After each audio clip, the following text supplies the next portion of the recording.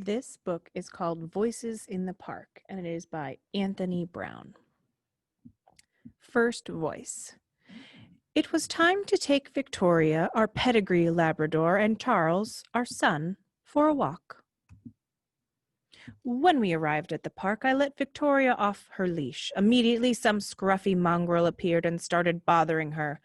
I shooed it off, but the horrible thing chased her all over the park. I ordered it to go away, but it took no notice of me whatsoever. Sit, I said to Charles, here. I was just planning on what we would have to eat that evening when I saw Charles had disappeared. Oh dear, where had he gone? You get some frightful types at the park these days. I called his name for what seemed like ages. Then I saw him talking to a very rough-looking child. Charles, come here at once, I said. And here, please, Victoria. We walked home in silence. Second voice.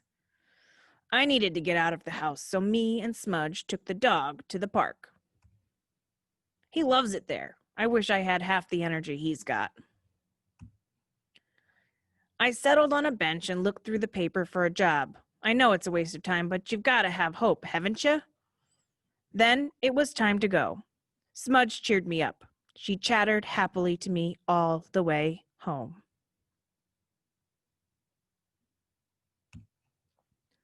Third voice. I was at home on my own again. It's so boring. Then my mother said that it was time for our walk. There was a very friendly dog in the park, and Victoria was having a great time. I wished I was. Do you want to come on the slide? A voice asked. It was a girl, unfortunately, but I went anyway. She was great on the slide.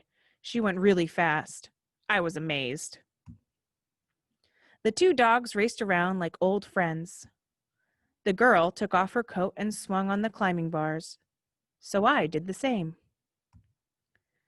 I'm good at climbing trees, so I showed her how to do it. She told me her name was Smudge, a funny name, I know, but she's nice. Then my mother caught us talking together, and I had to go home. Maybe Smudge will be there next time? Fourth voice. Dad had been really fed up, so I was happy when he said we could take Albert to the park. Albert's always in such a hurry to be let off his leash. He went straight up to this nice dog and sniffed its backside. He always does that. Of course, the other dog didn't mind, but its owner was really angry, the silly twit. I got talking to this boy. I thought he was kind of a wimp at first, but he seems okay. We played on the seesaw, and he didn't say much, but later on, he was more friendly. We both burst out laughing when we saw Albert taking a swim. Then we played on the bandstand, and I felt really, really happy. Charlie picked a flower and gave it to me. Then his mom called him, and he had to go. He looked sad. When I got home, I put the flower in some water and made Dad a nice cup of cocoa.